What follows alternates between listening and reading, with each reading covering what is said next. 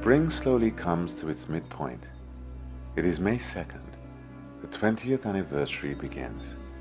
A week-long celebration, not of the dead, but of the cause they fought for. This stone was made as a memorial to those who fought. People come worldwide to show their respects.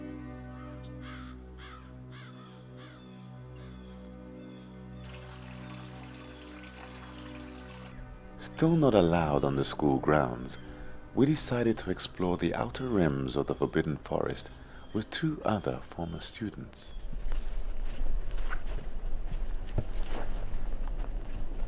This mark here was made by an incendio charm.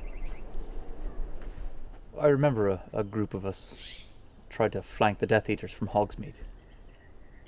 It was a dangerous thing to try. I mean, there were only a dozen of us, and we knew we'd be fighting close to the Dark Lord.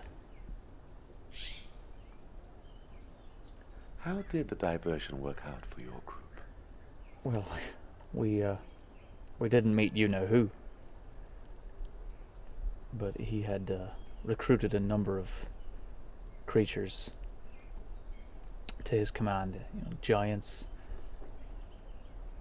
spiders, you name it. Some of us held up well enough against them. We were trapped down by the lake when the creatures retreated, and we heard his voice. He was given Harry Potter one last chance to reveal himself. 1 hour. If Potter didn't show himself, then he himself would enter the battle and punish every man, woman and child who faced him. And what did you do then? Well, we didn't do anything. We couldn't. We just waited for Harry Potter to make his decision.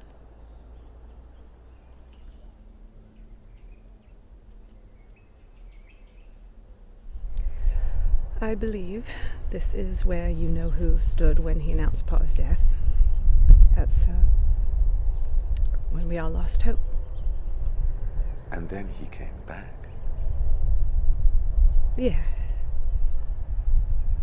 Do you believe that's what happened? I like to. Whether or not happened or not doesn't matter. It makes me feel bad. That's why most of us still don't say the Dark Lord's name.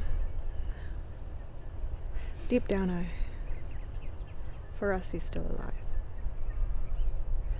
And it's not just me. The majority of the community. All those years of terror. We just can't say the name. Makes it too real.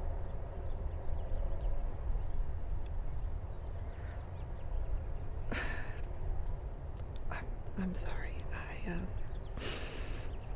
I think I'm done. Of course.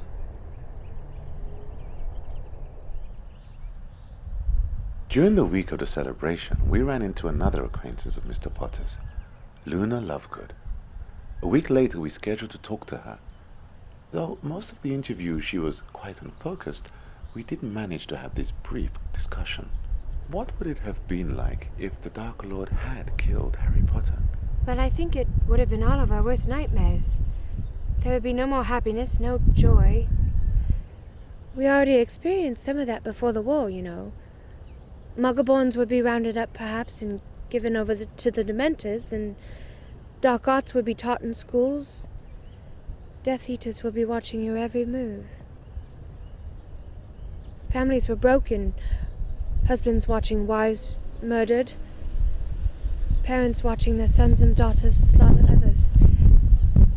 There would be no more happiness, no sunshine.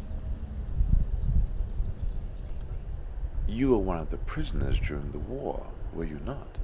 Oh, yes. It was quite a scary time, though. Dean helped comfort me. We actually spoke to Dean recently. Have you heard from him since the war? Oh, yes. He and I have become, good friends. We talk quite a lot. He even told me about your argument with each other. He did. Oh, yes. He asked that I not be interviewed, but I figured, what harm could it do?